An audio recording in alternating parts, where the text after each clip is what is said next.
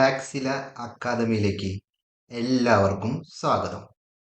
BA first year സാമൂഹ്യശാസ്ത്രത്തിലെ French വിപ്ലവത്തെക്കുറിച്ചാണ് നമ്മൾ ഇന്നിവിടെ discuss ചെയ്യുന്നത്. നമുക്ക് ക്ലാസ്സിലേക്ക് കടക്കാം. 1789 മുതൽ ഫ്രാൻസിലും അതിൻ്റെ കോളനികളിലും ദൂരവ്യാപകമായ സാമൂഹികവും രാഷ്ട്രീയവുമായ പ്രക്ഷോഭത്തിൻ്റെ ഒരു കാലഘട്ടമായിരുന്നു.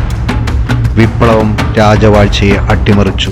രാഷ്ട്രീയ കലഹങ്ങളുടെ അക്രമാസക്തമായ കാലഘട്ടങ്ങളെ ഉത്തേജിപ്പിച്ചു. ഒടുവിൽ നെപ്പോളിയൻ്റെ കീഴിലുള്ള സ്വേച്ഛാധിപത്യത്തിൽ അത് കലാശിച്ചു. വ്യാപകമായ രക്തച്ചൊരിച്ചൽ, അടിച്ചമർത്തൽ, ഭീകരവാഴ്ച, ഏതാണ്ട് എല്ലാ യൂറോപ്യൻ ശക്തികളും കൈകടത്തിയ ആഭ്യന്തര യുദ്ധങ്ങൾ എന്നിവയിലൂടെ കടന്നുപോയ ആ വിപ്ലവം നെപ്പോളിയൻ്റെ സമഗ്രാധിപത്യത്തിലാണ് കലാശിച്ചത്. ഫ്രഞ്ച് ചക്രവർത്തിമാരുടെ ദുർഭരണത്തിനെതിരെയുള്ള സാധാരണക്കാരുടെ പ്രതിഷേധമാണ് ഫ്രഞ്ച് വിപ്ലവത്തിന് കാരണമായത്. ലൂയിസ് 16 ആയിരുന്നു ഫ്രഞ്ച് വിപ്ലവം നടക്കുമ്പോഴുള്ള രാജാവ്. 1789 ജൂലൈ 14 ആയിരക്കണക്കിന് ആളുകൾ ചേർന്ന് ഫ്രാൻസിലെ പ്രധാന ജയിലായിരുന്ന ബാസ്റ്റിൽ കോട്ട ആക്രമിച്ചു. അതോടുകൂടിയാണ് വിപ്ലവം ആരംഭിച്ചത്. ഇനി നമുക്ക് ഫ്രഞ്ച് വിപ്ലവത്തിന്റെ കാരണങ്ങൾ എന്താണെന്ന് നോക്കാം.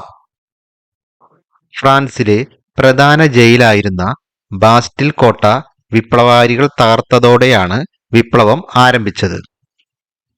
ബൗർബൻ രാജവംശത്തിലെ കുപ്രസിദ്ധനായിരുന്ന ഭരണാധികാരിയായിരുന്ന ലൂയിസ് 16 ദുർഭരണത്തിനെതിരെ ജനങ്ങൾ സംഘടിക്കുകയും അങ്ങനെ അതൊരു വിപ്ലവത്തിലേക്ക് വഴിതെളിയിക്കുകയും ചെയ്തു. തൊഴിലില്ലായ്മ, ദാരിദ്ര്യം, ഉയർന്ന നികുതി എന്നിവ കൊണ്ട് ജനങ്ങൾ വളരെയധികം ബുദ്ധിമുട്ടിയിരുന്നു.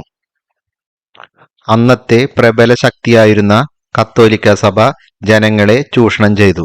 അതായത് അന്നത്തെ മതമേധാവികളായിരുന്ന കത്തോലിക്ക സഭ പല നിയമങ്ങൾ അടിച്ചേൽപ്പിച്ച് ജനങ്ങൾക്ക് വളരെയധികം ബുദ്ധിമുട്ടുകൾ ഉണ്ടാക്കിയിരുന്നു.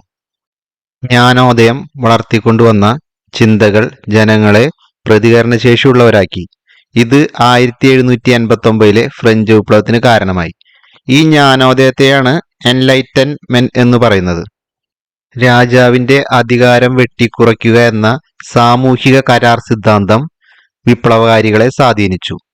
സാമൂഹിക കരാർ സിദ്ധാന്തത്തിന് ഇംഗ്ലീഷിൽ പറയുന്ന പേരാണ് social contract theory. Thomas hobs, John Locke എന്നിവരായിരുന്നു സാമൂഹിക കരാർ സിദ്ധാന്തത്തിന്റെ വക്താക്കൾ. ഈ സാമൂഹ്യ കരാർ സിദ്ധാന്തം വിപ്ലവകാരികളിൽ വളരെയധികം സ്വാധീനം ചെലുത്തി. എല്ലാവരും ക്ലാസ് എല്ലാം കേട്ട് കഴിഞ്ഞില്ലേ? ഇഷ്ടപ്പെട്ടാൽ ലൈക്ക് ചെയ്യണേ. ക്ലാസ്സിന് എന്തെങ്കിലും കുറവുകളുണ്ടെങ്കിൽ കമന്റ് ചെയ്യാൻ മറക്കരുത്. ഇനിയുള്ള ക്ലാസ്സുകൾ തുടർന്നു വരുന്നതാണ്.